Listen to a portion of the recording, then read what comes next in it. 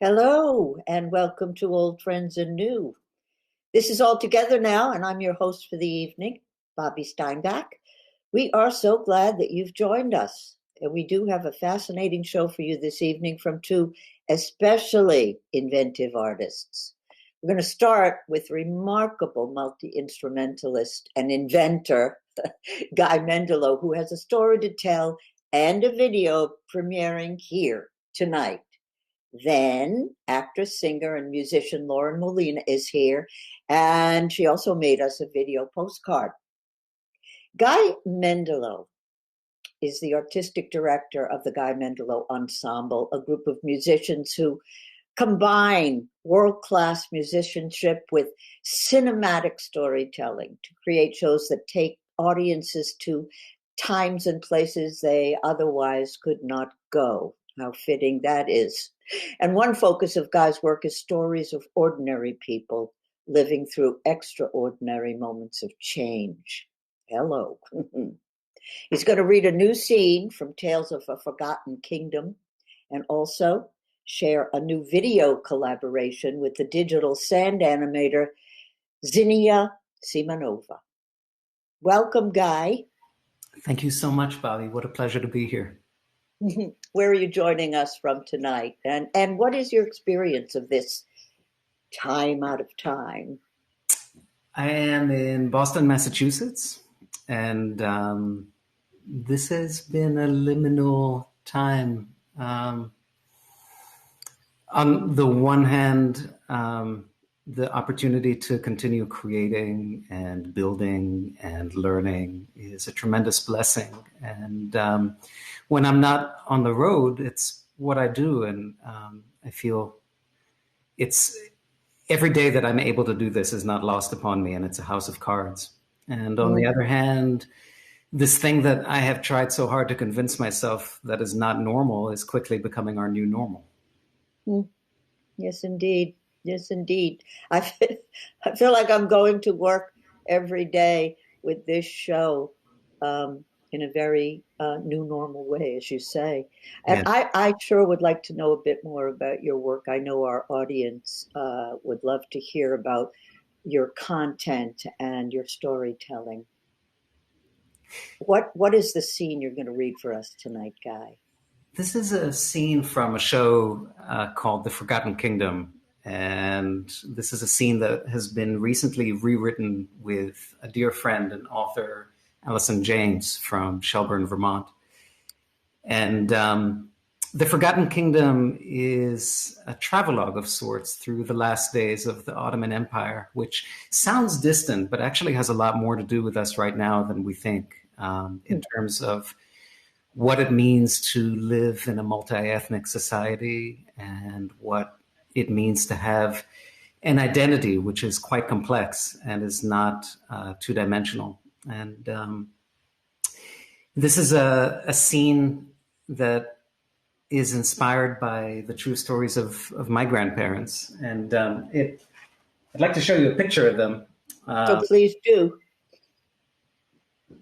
These are Sarah and Nahum Gush Chalav, and this is taken around the time that this story would have taken place. They were fortunate. They lived in Transylvania, and they were not sent to a place like Auschwitz. Had they lived just a few miles down the road, they would have been. But they were sent to work camps, and my grandfather escaped from a work camp to make his own wedding. And this is, I think that this is a scene that is important to me because, you know, we're used to thinking of historical moments like the Second World War when this took place as long ago and distant, and the people who take place in this drama as two-dimensional and flat. But I think that we all know right now that even in times of crisis, we don't stop being human, and we don't suddenly become flat and two-dimensional. And that is what this scene is about. Wonderful. Well, the stage is yours, Guy. Thank you. Oh, I just have to say something. It was my grandmother's 96th birthday yesterday. She is no longer with us. She was born in 1924, but it means a lot to me to be able to share this today of all days. And this is the first time that this will be publicly read. Well, this is Guy Mendilow with Something Else as Human as the War from Tales of the Forgotten Kingdom.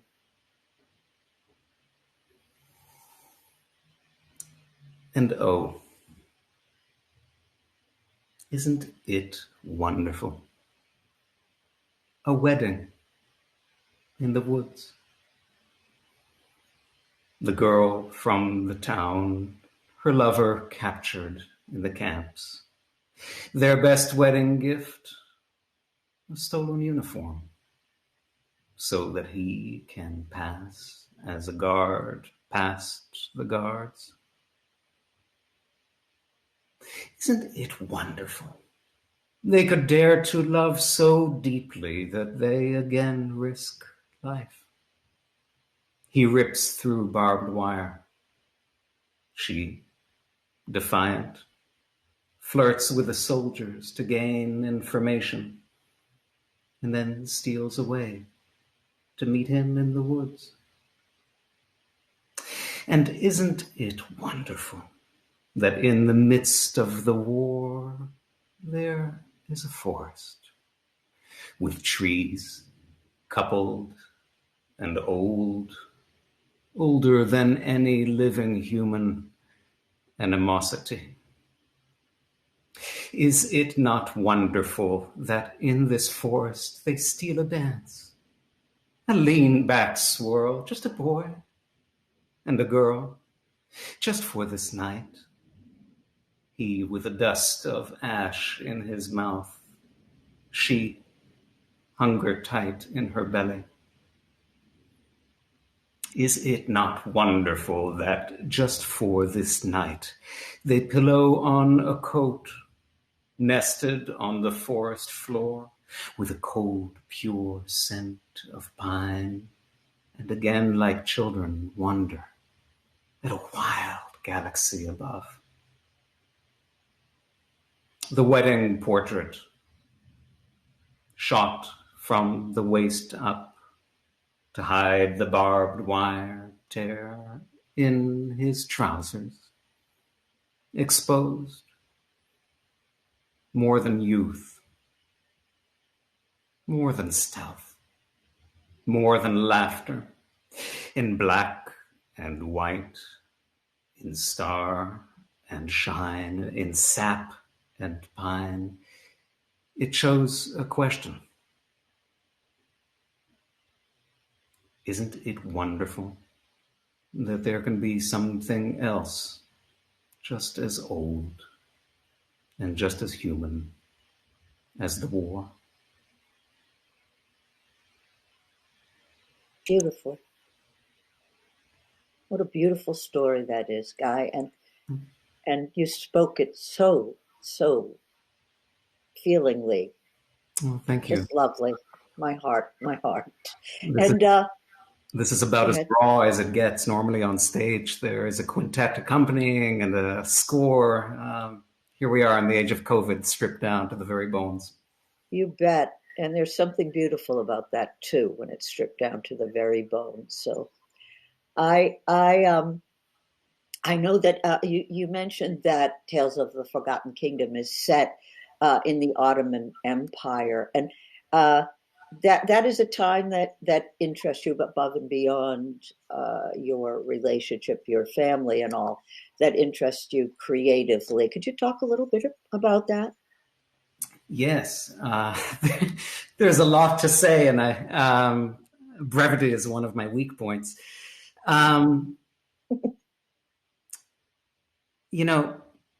We wonder what it is like to have a truly multi-ethnic experiment work out.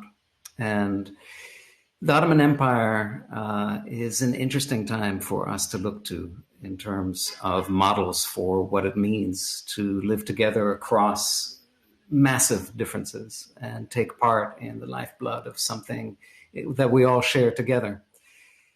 And at the same time, this is some of the greatest upheaval that we have known. The people who lived through this time lived through the creation of nations and nationalism, wars beginning with the Balkan Wars and going through the First World War, and then the collapse of this thing that seemed eternal for 500 years. And then on top of that, the Second World War and the glimmers of hope of democracy, and they're dashing to pieces. And, we also have a lot to learn from such people. And in a way, this show brings up a question about memory, which is, when things change so drastically like it did back then, and you don't know how the dots will connect, what will remain salient? What are the moments that seem insignificant that'll suddenly become so poignant? What are those moments that seemed really, really eternal and important that just wash away? What becomes essential? That sort of leads into, that's interesting to me, into the video premiere, which is going to be shown publicly for the first time on All Together Now, where you collaborated with the amazing sand artist Zinnia Simonova. And I look at that sand art and I think how ephemeral that is. It's there and it's beautiful and it's so compelling, and then there it goes. Yeah. Can you tell us about that collaboration before we see the piece? Sure. This is a show, and we're about to see it in a way that an audience won't see it, because right now we're about to see it as one continuous video with audio recorded and the sand recorded. But on stage, the sand is recorded, but the music and the narration are live.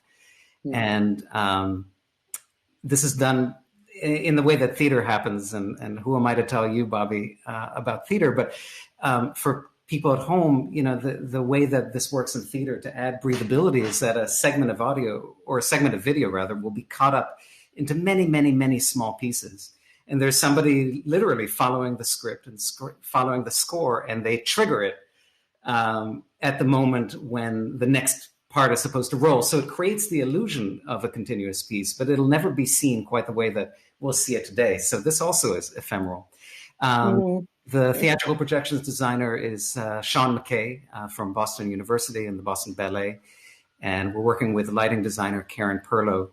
And this is a production which is being built right now. And it is thrilling to work with Xenia. I don't think that she needs a whole lot of introduction, except to say that everything that she does is with sand, and she just picks up sand and drops it on the light table and then moves it around. And I think that the video speaks for itself. Great. Well, why don't we show guys video, the news stories we tell?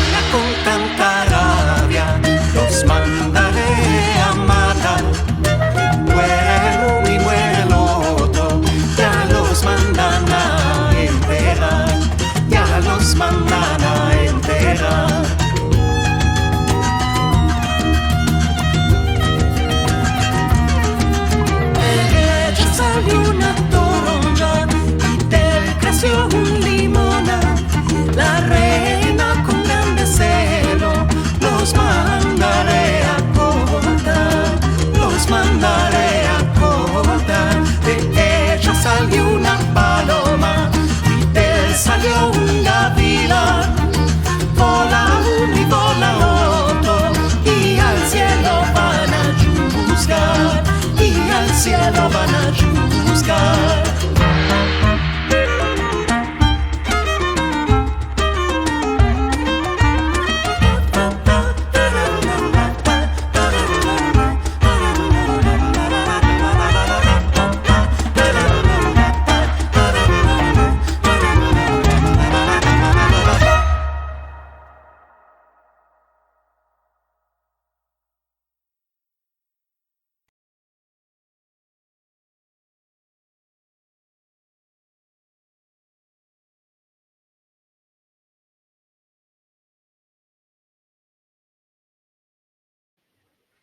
Oh, well, first time I saw that, my mind was blown. It's just stunning. I actually tried it myself. And all I got was a pile of sand. It's incredible. My whole dining room table is covered with sand. No, that was just beautiful. Guy Mendilow Ensemble in a collaboration with Zinnia Simonova. And who else is performing with you, Guy, in that ensemble? Well, first and foremost, this is a piece that is from the early 20th century, and it was arranged for the ensemble by a friend and former violinist in the ensemble, Tomoko Omura, who's a spectacular jazz violinist.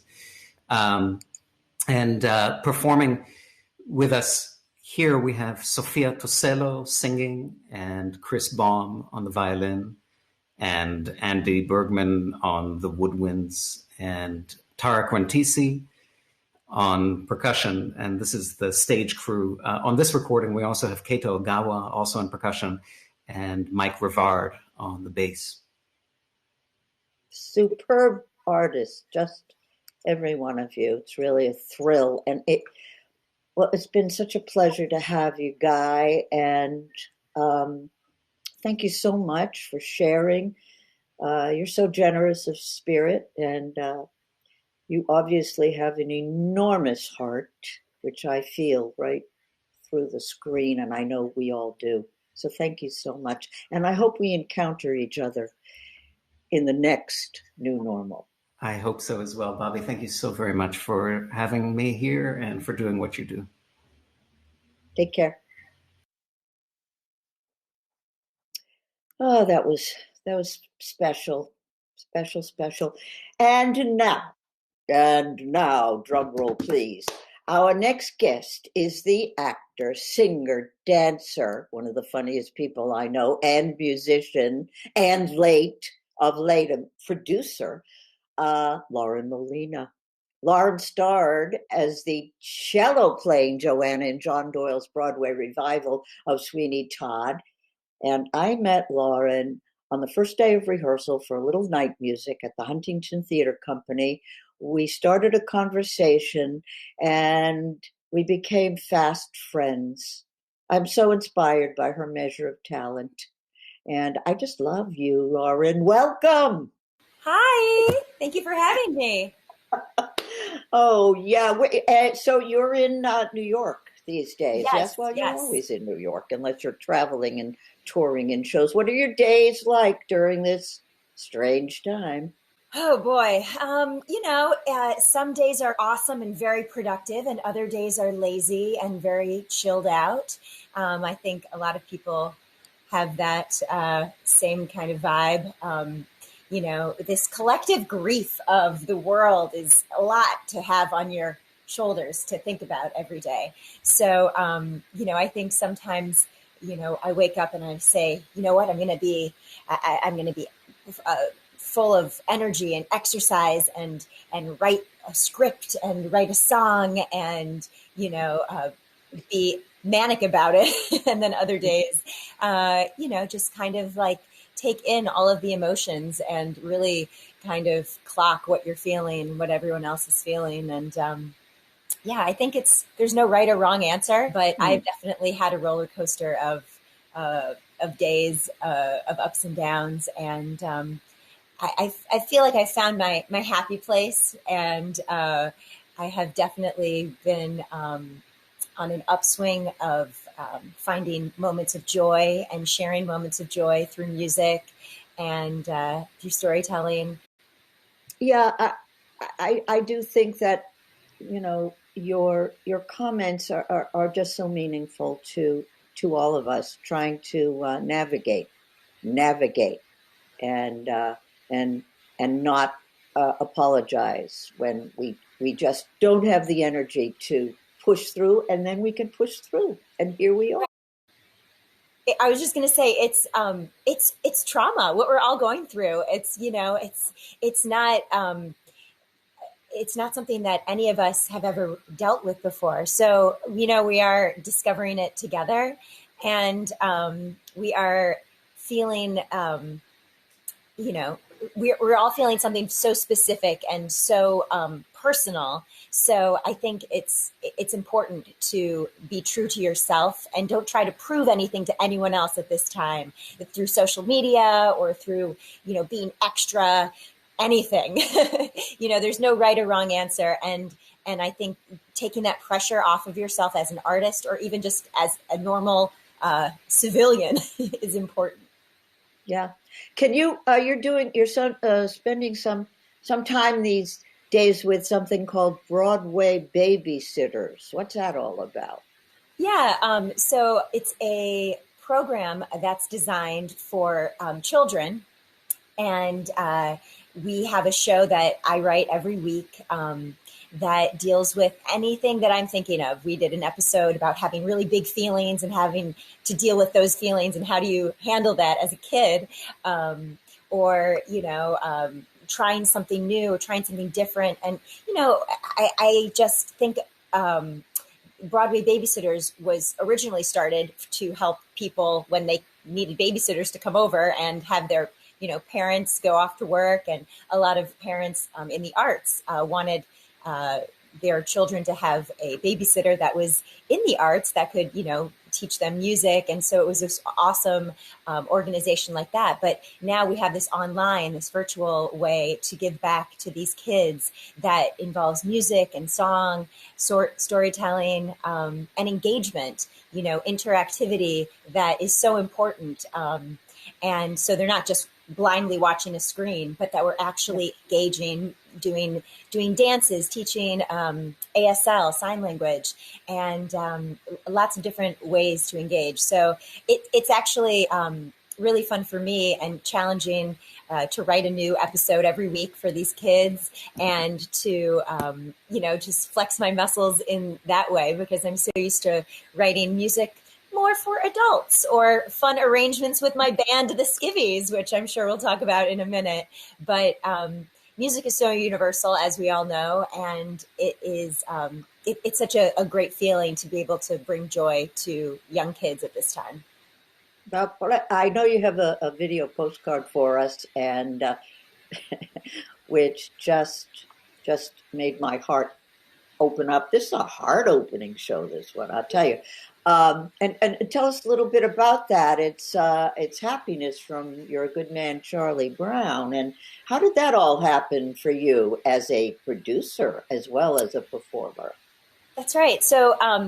So like you said, I was the cello playing Joanna in John Doyle's Sweeney Todd back in 2005. That was many years ago. And when I was doing that, my best friend and I were like, what other shows would work well with this actor-musician concept? And we thought You're a Good Man, Charlie Brown would be perfect because of the playfulness of kids just having like a toy box of instruments explode. So cut to 2018 when Nick, my Skivvies partner, had a relationship with the Cincinnati Playhouse in the Park after just doing a Little Shop of Horrors, and he was like, "You have any other ideas? Pitch them to me." So he pitched our idea, and the Cincinnati Playhouse said, "That sounds awesome. Let's do a workshop and bring it in." So Nick and I co-conceived this actor-musician version of You're a Good Man, Charlie Brown that received rave reviews, and we're now trying to bring it to New York City. But obviously everything is on hold right now, but the balls are in motion. I also played the role of Lucy, as well as being the co-conceiver, and we all kind of collaborated in the creation of it. Wonderful. Well, let's watch that video. Lauren Molina singing Happiness.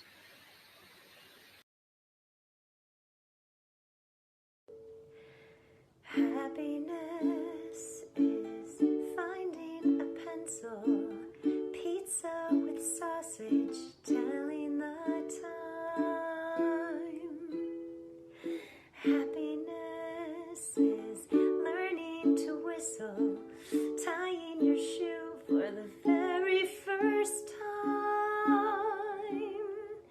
Happiness is playing the drum in your own school band, and happiness is walking hand in hand. Happiness is 2 kinds of ice cream, knowing a secret, climbing a tree. Happiness is 5 different crayons, catching a firefly, setting him free. And happiness is being alone every now and then. And happiness is coming home again. Happiness is morning and evening, daytime and nighttime too. For happiness is anyone and anything at all that's loved by you. Happiness is having a sister, sharing a sandwich, getting along. Happiness is singing together when day is through, and happiness is those who sing with you. Happiness is morning and evening, daytime and nighttime too.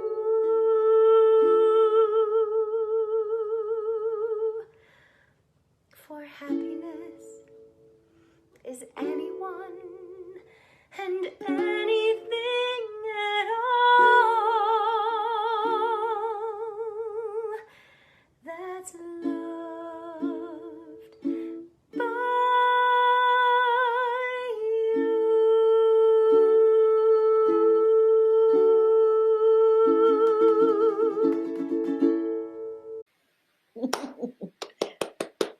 That was just lovely. Lovely, lovely, lovely. And very different from the way I first knew you, when you played a character in A Little Night Music, the Countess, who was very sarcastic and very elegant and very opinionated. And I loved her.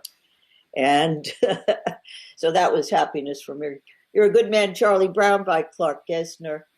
And now, for something completely different, I would like to talk about your band, the Skivvies, which is Skivvies is a fascinating combination of vaulting creativity and underwear, because you perform in your underwear.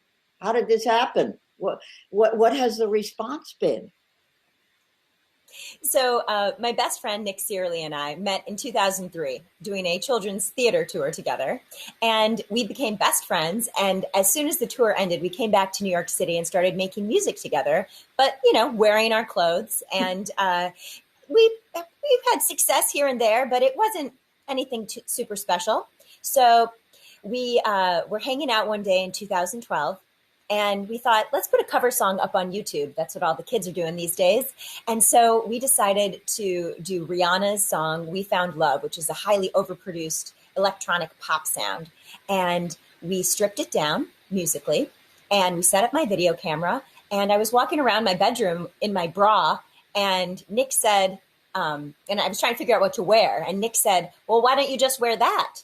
And I said, well, we are stripping down the arrangement. What if we did a whole stripped down series for YouTube?